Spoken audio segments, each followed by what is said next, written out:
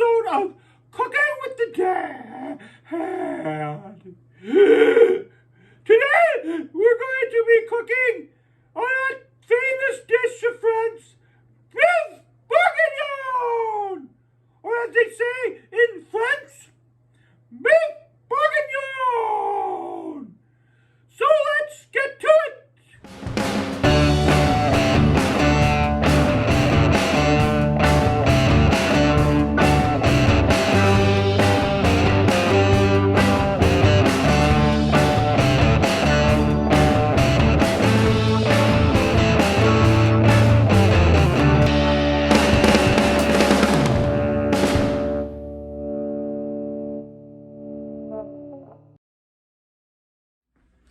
Today, we're going to take this chunk of meat and turn it into that classic of French dishes, beef bourguignon. But not just any beef bourguignon, but Julia Child's beef bourguignon. Bon appetit! Bon appetit! In order to make beef bourguignon, you're going to need beef. It is not a vegetarian dish. You'll need about 3 to 4 pounds of well-marbled chuck roast. You know, most chuck roast will meet this. Don't skimp on it, though. You want a real lot of nice fat in there. 1 package of pearl onions. I recommend getting frozen onions. Then you don't have to peel them. They're easier to work with, and they're just as good. 1 carrot peeled and chopped into 1/4-inch pieces. 1 package of salt pork. You can usually get salt pork where you get the bacon, but don't use bacon. In a pinch you could, but try to get salt pork. 1 medium yellow or white onion, coarsely chopped.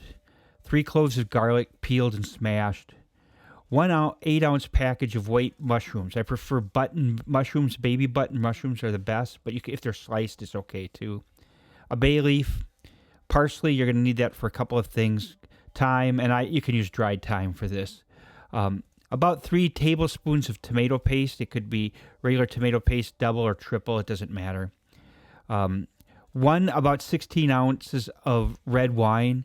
A good red wine would be nice, but you're cooking with it. Something like a Cabernet would be good. All-purpose flour, about 3 or 4 tablespoons. About 3 cups of beef broth, which is there's 4 cups in one of those packages you can get. And then extra virgin olive oil for cooking. And of course, salt and pepper. So one of the first things we need to talk about is what kind of cooking vessel to use. We need something pretty heavy. This is a cast iron enamel pan, cooking pot, pretty big. I think this is 8 quart. Could be smaller, I guess. But you're going to want a pretty big size one. It's going to have to go in the oven. The other thing you have to be aware of is you're going to need 2.5, maybe even 3 hours to cook this. So because it takes long and it's worth it, you're going to want to make a lot. And here I've got 3.7 pounds of USDA choice chuck roast. Notice how well marbled that is. That's what you're going to want to have there.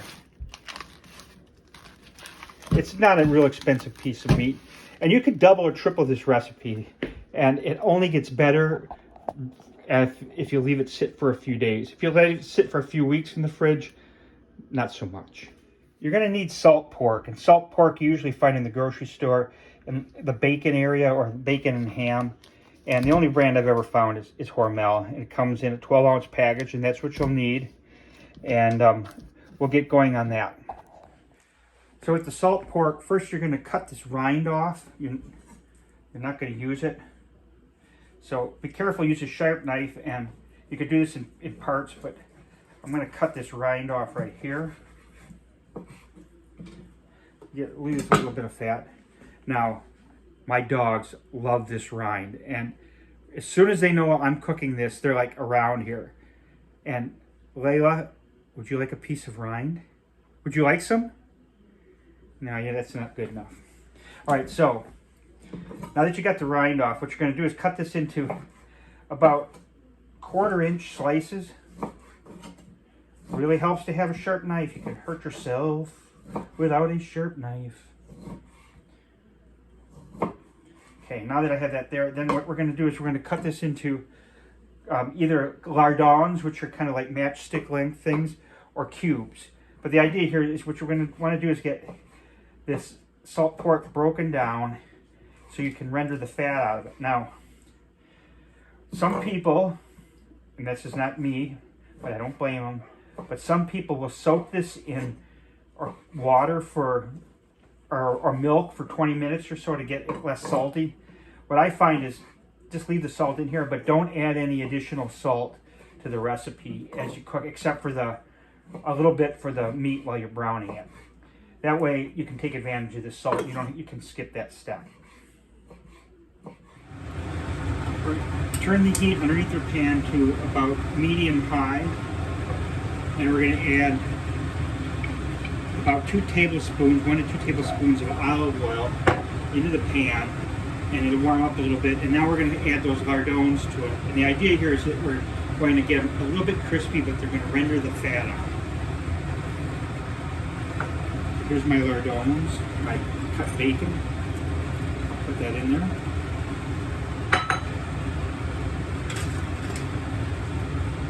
And this will take, oops, I didn't cut that one.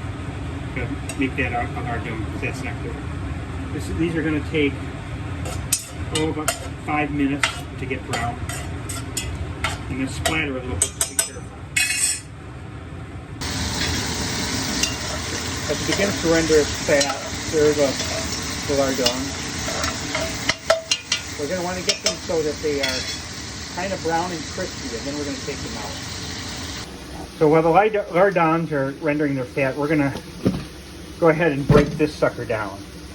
And what we're going to do is we're going to cut it up into about 1-inch cubes.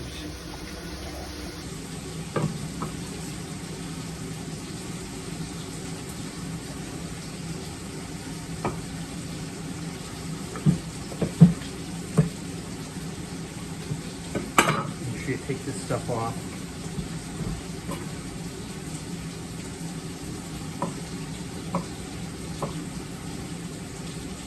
I kind of want actual cubes, but this doesn't necessarily have to be cubes. But you don't want really, you could go for, I mean theoretically, this would not be a bad size for all of them, but it's going to take longer to cook that way. Look how beautifully marbled it is. It makes a huge difference to have a good cut, and chuck is really delicious. Chuck is good, Bob's good, Steve. So get yourself a big bowl or plate or something that you can put the meat in. And what you're going to want to do first, get yourself paper towels, and we're going to want to make sure these things are dry. This is really important. Sometimes you get really moist meat. You don't want moist meat. So use a paper towel and take a few at a time and try to get some of the moisture dabbed up.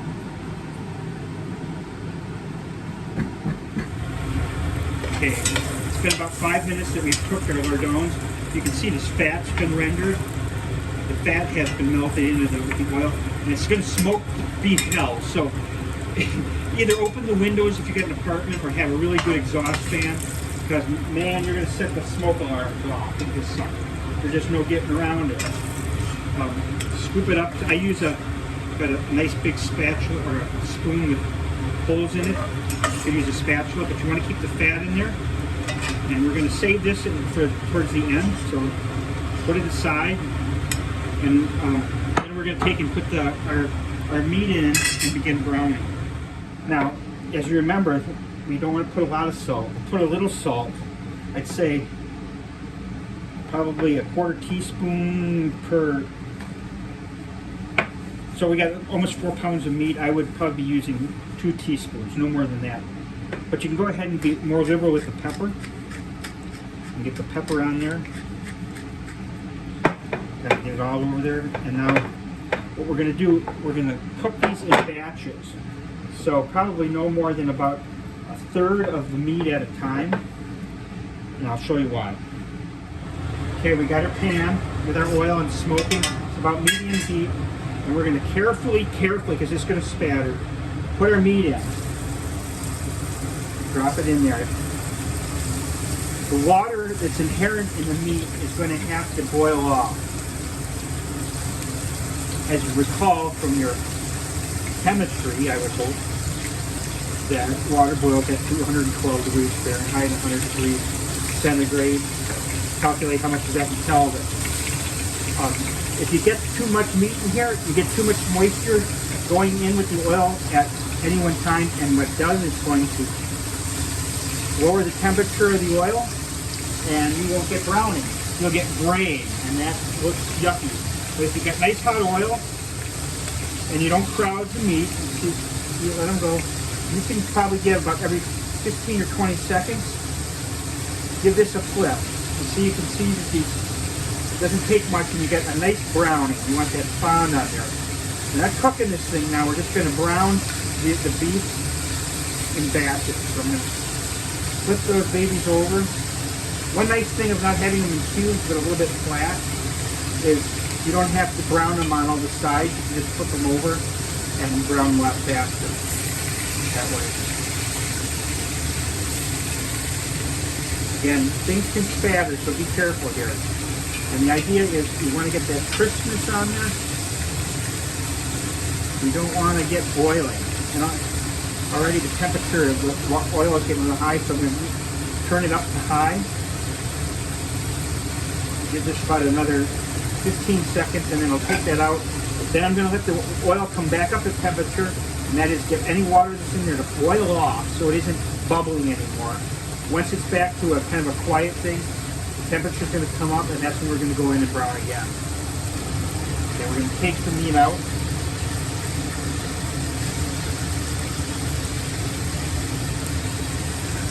I wouldn't have to do it the way I'm doing the tongs. You had that slotted spoon would work too. These are really handy to have, the slotted spoon. Do this. Make sure it drains out.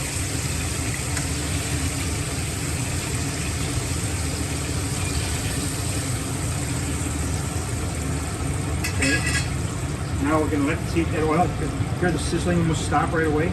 That's because the water that came out of the meat is boiling off. Once that happens, the oil can start to get a higher temperature. We want that higher temperature so we get beautiful browning.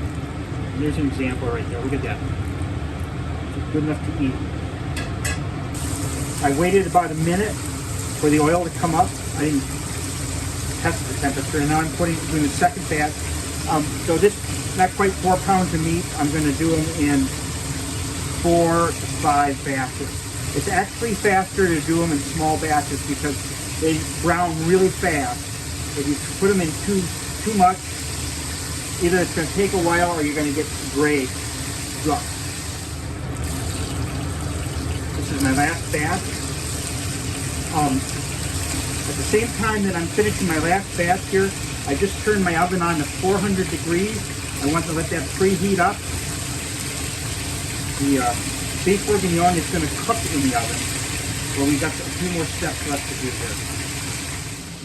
Also, while the last batch is going, what I did is I diced 1 large yellow onion. It could be any color onion, I don't care. And 1 medium carrot peeled and then diced up. Those are going to go in after we get them taking out our last batch of browning meat.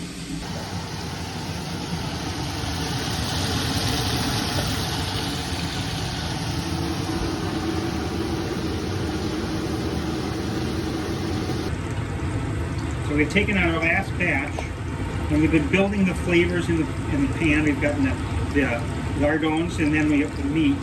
Now what we're going to do is we're going to take out all but 2 tablespoons of oil out of this. And I'll show you a nifty trick. Be careful, use hot pans. This is hot. So first things first, turn the fire off, and then I'm going to show you what to do.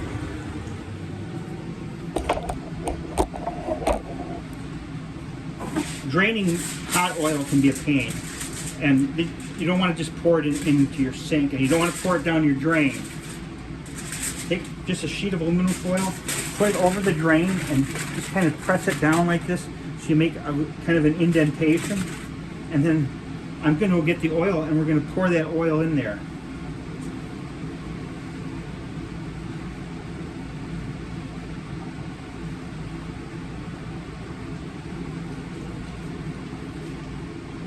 So pouring it in there, nice and, oops.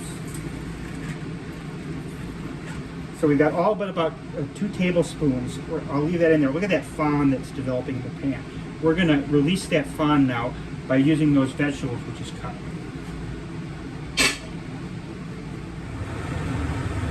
So vegetables are going to go in the pan, and we're going to saute these vegetables for about 2 minutes. Get nice and brown on about medium-high heat. When we're cooking this, we want to be scraping the bottom and sides of the pan. We'll want to release those bits that cook down in there, the fond, which are just full flavors. Make your beef bourguignon so wonderful.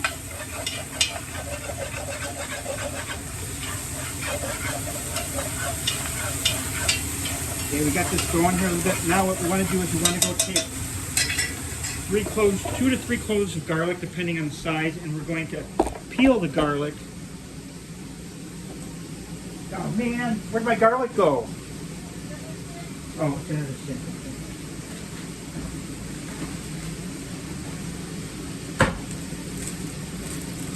So what I do is I take, these are kind of little cloves. Might want to go 4-ish. I like garlic. I don't think you can have too much garlic. And by the way, as garlic cooks, it gets much less strong. So one way that I'm going to do this, I'm just going to take the side of my knife and squish each one of these. And then we're going to peel off that skin stuff out of it. We're not going to chop these up. I mean, if you did, it wouldn't be the end of the world. But you do want to get the skins off. I don't have any objections to buying pre-peeled garlic, by the way. I think it's actually pretty helpful, but it's probably, you're not getting the freshest stuff.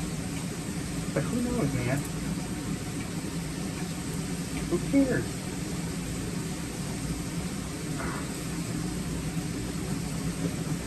So that's going to get ready to go in.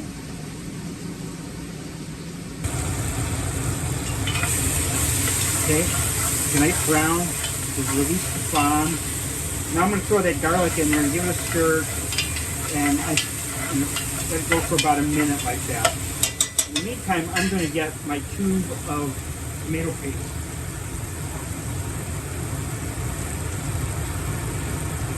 Oh man, did somebody use all my paste? Oh yeah, no, there's some in the pantry. No problem, I got it. No. Oh, it's in a pouch. Okay, that confuses the hell out of me. What does it look like? What kind of pouch? Oh, in the drawer. I found it! Double concentrate. So, that looks really bad. It's like a big turd. So, we wanted about 3 tablespoons of this tomato paste.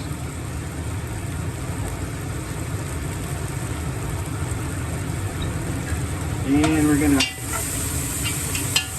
break that turd up. And we're going to cook it for about a minute with that tomato paste in.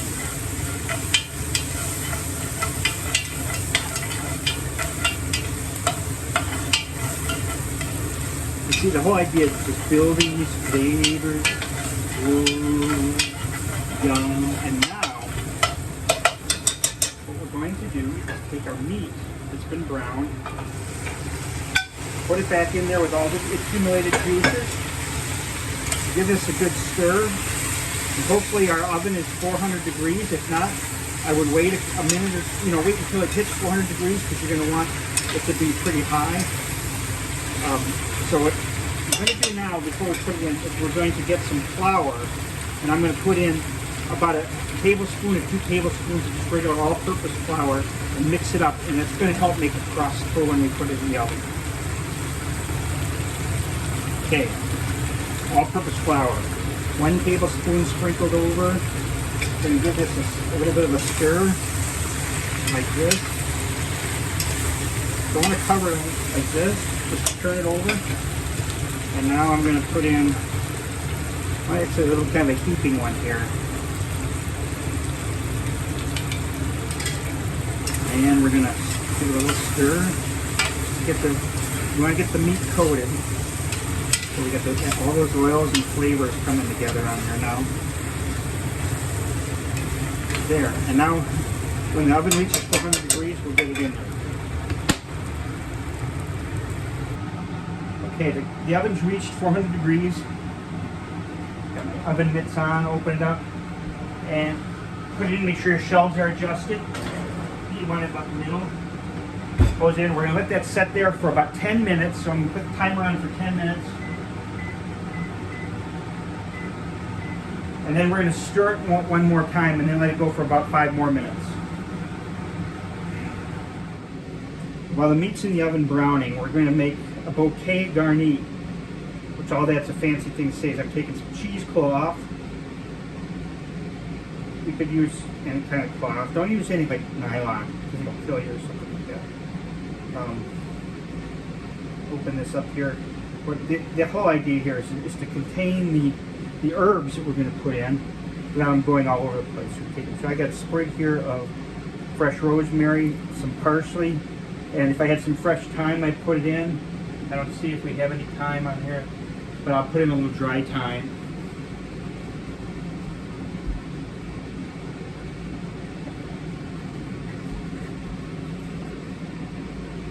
About that much. It's probably good. That'll probably leak through, but who gives a shit? Okay, now make a little basket. So fold over, fold over, fold over. Do a twist. Cotton butcher string here. You know, if you didn't want to do this and you want to just put it in, probably be just fine. But we're making Julia Child version.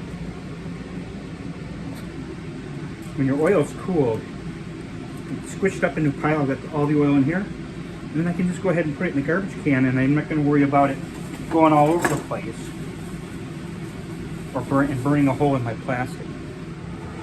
Okay, it's been about 10 minutes. Could be a little, 8 to 10 minutes in the oven the first time. And we'll take out our casserole there.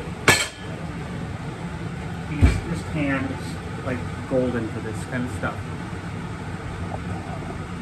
Okay, and I'm going to give this I'm basically just going to turn things over here. I'm not going to stir it. I'm going to kind of turn it over. And right now, and I could have done this before I put them in the first time, I'm going to take our lardons and I'm going to sprinkle those in there.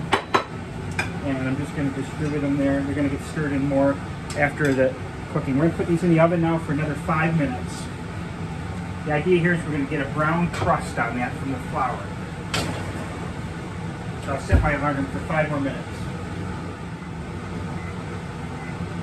Now, the 5 minutes is up. We're going to take this pan out here and we're going to drop this temperature down to 350. Let's take a look here at our biff. Yum. Okay. Now here's what gives it the French touch.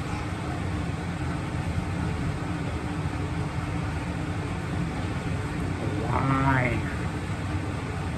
So you could actually use almost a full bottle of this wine. It's any kind of a bold red wine, a Chianti, a Bordeaux, a Zinfandel, not a white wine. You're going to pour this baby in your mouth first and then pour that in there. Like I said, if this bottle was full, I'd probably use most of it, but you don't have to use wine, although it makes it best. What you're going to do is you're going to take this, I've got here some beef stock, and we're going to just get the liquid up just about covering, not quite. Don't put too much in there. I would err on the side of a little less, but you want it kind of covered. I'm going to give this a stir. I want you to see what this looks like. Wine in there. Now we're going to get our garnish. Here's our bouquet garnish. We're going to put that in there and we're going to just submerge it so it can leach. And I got 2 bay leaves. Get those submerged.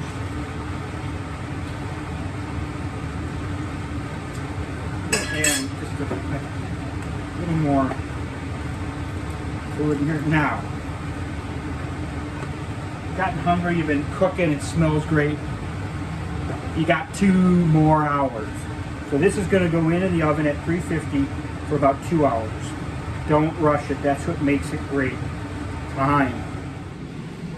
The 2 main other elements that need to go in beef bourguignon are going to be pearl onions, and I go with a frozen bag of that, and I'll show you how to process that, and mushrooms. And we're going to cook both of those while we've got the 2 hours we're waiting. You can also use fresh pearl onions, but they're a little bit more work, especially peeling. Sucks. Don't do it. So I get a bag of these. You can't get them at every grocery store, but you do. So 1 bag, and we're make sure you defrost these before we start using them. So I'm going to defrost them in the microwave for a little bit. So typically what I'm going to use for mushrooms is white baby button mushrooms, but we don't have any at home here now, so we've got these lovely organic baby bella mushrooms, and they'll work out fine. A little bit bigger than, they'll be yummy. So you pull out the stems. You don't have to, but this is what you're supposed to do. And it only takes a second. I think it's kind of nice. What we're going to do is we're going to chop those up in chunks, and these other ones we're going to just, if they were really small, I would just have them whole. Otherwise, I would have them, or maybe quarter them. I think we quarter these, and then we're going to saute them. So a quarter would look like this. So that's the size of mushroom we have, and then I'll chop these stems up a little bit. So the pan's going to be heated over, and I got a cast iron pan here, but it could be any kind of non-stick pan would be good for the mushrooms. About a tablespoon and a half of olive oil and a tablespoon and a half of butter, and we're going to let those melt, and then we're going to put the mushrooms in.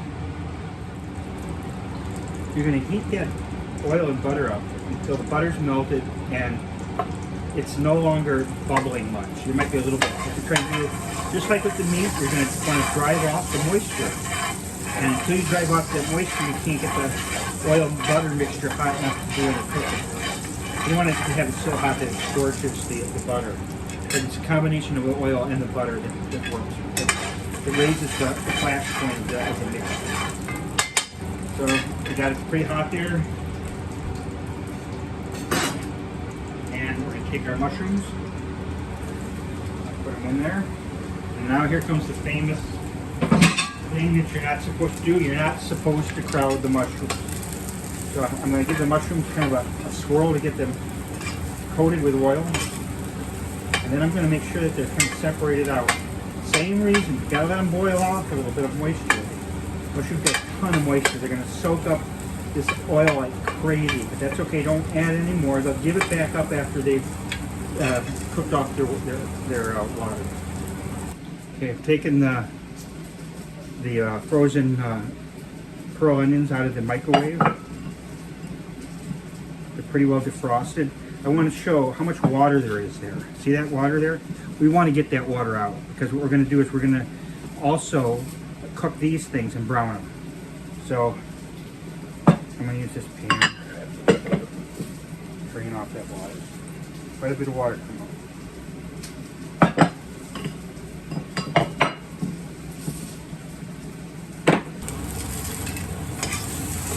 It takes maybe about 4 to 6 minutes tops to cook these mushrooms. We just want to cook them so that they're brown. I know these are brown mushrooms. It's kind of hard to tell, but you start getting nice sear on them. You don't have to keep it stirred all the time. Just kind of get them stirred up every once in a while until they're cooked. Then we're going to take these out of this pan, and we're going to reserve them until the end. We're going to heat them up just before the end. And we're going to use the same pan, because we don't like the dirty oil crap. And we're going to use it to saute the onions. And we're going to keep those separate as well. It's been about 4 minutes. The mushrooms have been browned. Turn the heat off. Now, put my mushrooms. Use the same pot that I get the beef in it. But nobody wants the dirty stuff. You can see, I think, how much browning there was on there. And these are going to get cool while we're waiting. They're going to warm back up when we get finished the dish. Now we're going to take the same pan and put another about a tablespoon of oil, and we're going to put a tablespoon of butter. The 1-to-1 ratio. This is butter that's going to go. It's going to take a second to melt, and then once it does, I'm going to turn this heat on to about medium. The pan's already pretty hot. Maybe a little bit more medium. And then when this thing gets melted, we're going to let the temperature get up, and then we're going to put the onions in. The butter's melted and stops sputtering, so there can be some water in here, so be careful. What I would do is this kind of thing. Don't go dumping it. Dumping that water straight in, you can get a splatter. You're going to get a lot of splatter after that. Try not to get any water in. Spread those out again. We're going to let that water boil off here, and then it'll start browning. Until that water boils off, we're not going to get any browning. That's what we want to do. We want to brown, but not burn. Just kind of get a nice brown on spots on these onions. And then we're going to add some broth. Okay. It's been about 2 minutes. It happens pretty fast to get a brown. This is the level of browning we're talking about. It's not too much. And turn the heat off. Really important. Now you're going to get some stock. Chicken stock is what I normally use, but I got beef stock, but I'm going to use that. And just add a little bit on the side. So you let that temperature come down a little bit before we add more in.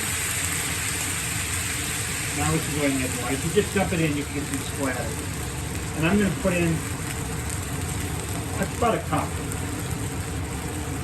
The heat is down. Now I'm going to turn the heat back up to medium. And we're going to cook these for about 5-10 minutes or so until things have kind of cooked down a bit, but not all the way. I'm also going to add a bit of parsley. I don't suppose you don't have to, but I did.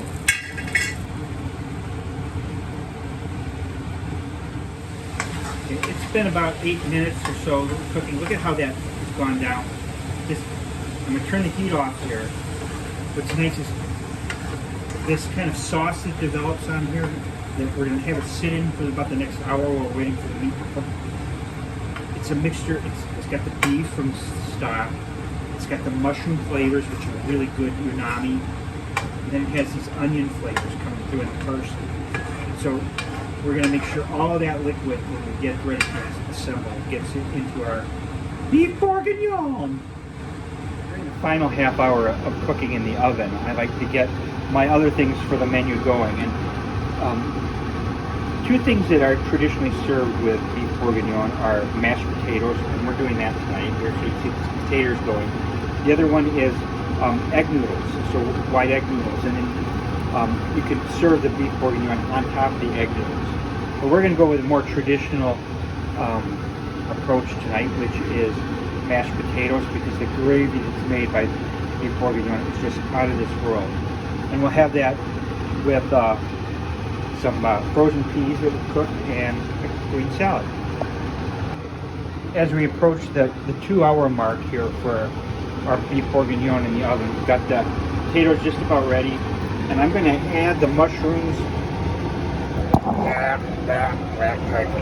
There, mushrooms to the onions, and I'm going to just warm them up under a kind of medium low to get them ready for extraction. The bourguignon has just come out of the oven. It looks really good. The potatoes are ready. Heated up the onions and the mushrooms together, and they're ready. Now what we're going to do is we're going to take the meat out and put it and separate it from the juices. To separate the meat from the juices, I'm going to take my trusty slotted cold thingamajig.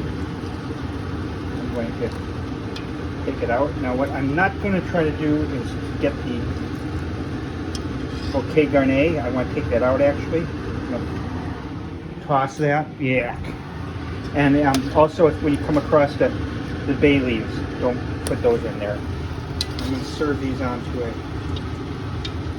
large, and I'm trying to keep the juices in there because we're going to do a little bit of string. There's a bay leaf. Take that baby out of there. One more bay leaf. Okay, I got the bay leaves out. If you were going to serve this with egg noodles, you would cook the egg noodles and put them on in a big bowl like this first, and then put the meat on top. What we got left is the sauce, and it's pretty fatty sauce, so we're going to try to strain it and get a little bit of the fat off. Now, there's two ways you could do it. You could take a regular spoon. Let's find a regular spoon here. My little finger got me. And you can let it just set for a little bit, and you can just start skimming the fat off like this. See, that's fat, mostly fat. What I would suggest is to get a skimmer separator. They're not expensive, but you got to be able to find them. Where the hell went mine? Did our skimmer break? No. Then it's in, what the heck? Where? Oh, see, normally I would use that to skim the fat, but instead it's, what is it, wetland moss?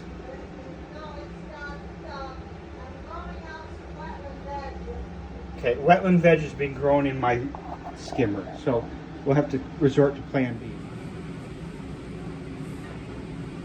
So we're gonna take our sauce and pour it into there. We're not gonna get all the solids. We don't need the solids. And we're gonna let this. Notice how this is already separating. See the fat there? We do not want that fat in there. That's not gonna be tasty. We're going to get that out, so we're going to separate it out.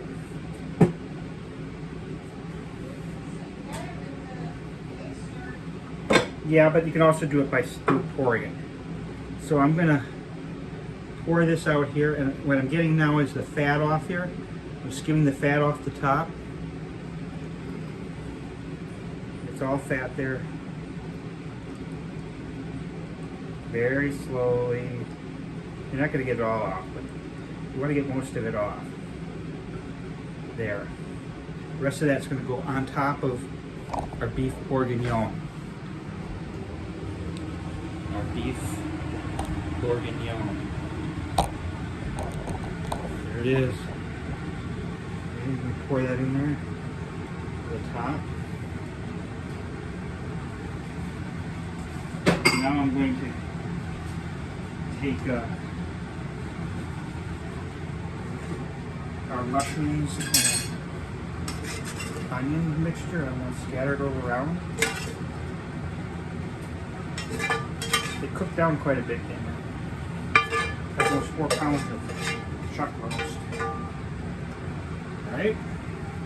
Now what I'll do is I'll chop a little bit of parsley. I'm going to scatter some chopped parsley over the top. And there you have it. Julia Childs! Beef bourguignon! Bon appetit! Now I'm going to serve this with roast garlic mashed potatoes. Yum!